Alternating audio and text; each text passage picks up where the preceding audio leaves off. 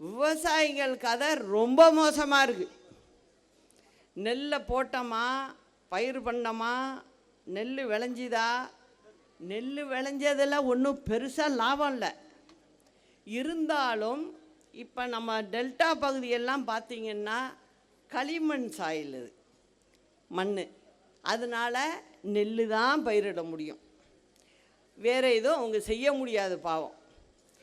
அது ஒழுங்காக அங்கே எடுக்கிறாங்களா அப்படின்னா இல்லை. உடனே நான் ஏதாவது சொல்லிட்டேன்னா அந்த மந்திரி ஏதோ ஒரு வயலில் போய் நிற்கிறாரு. நின்றுட்டு என்ன சொல்கிறாரு, இங்கே எல்லாம் ஒழுங்காக நடந்துக்கிட்டு இருக்கு, அதனால் எந்த பிரச்சனையும் இல்லை அப்படின்னு சொல்கிறாரு. பஸ்ஸே வாங்க மாட்டுறீங்களப்பா, பஸ்ஸை விடுங்கப்பா அப்படின்னு கேட்டால் அதுக்கு உடனே போய் அந்த மந்திரி பஸ்ஸே ஓட்டுறாரு. பஸ் ஓட்டுறதுக்கு டிரைவர் இருக்கார், இவருக்கு அந்த வேலை இல்லை. நீ மந்திரியாக இருக்கிற நீங்கள் எந்த ஊருக்கு எத்தனை பஸ்ஸு போகுது, எத்தனை ட்ரிப்பு போகுது, எந்த மாவட்டத்துக்கு எத்தனை பஸ் இருக்குது, எங்கே அதிகப்படுத்தணும் அப்படிங்கிறத பார்த்து தான் நீங்கள் செய்யணும் ஒழிய அதை விட்டுட்டு உடனே நாங்கள் அந்த பஸ்ஸு வாங்கிட்டோம், இந்த பஸ்ஸு வாங்கிட்டோம்.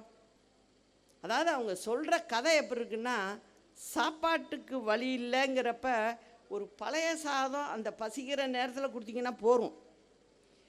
நான் பிரியாணி தான் போடுவேன் அப்படின்னு சொல்கிற அரசாங்கமாக இருக்குது. அதனால் எந்த வேலையும் நடக்க மாட்டேங்குது. ஒரு கண் துடைப்புக்காக எல்லாத்துக்கும் பதில் மட்டும் வருது, மக்களுக்கு எதுவும் போய் சேர மாட்டேங்குது.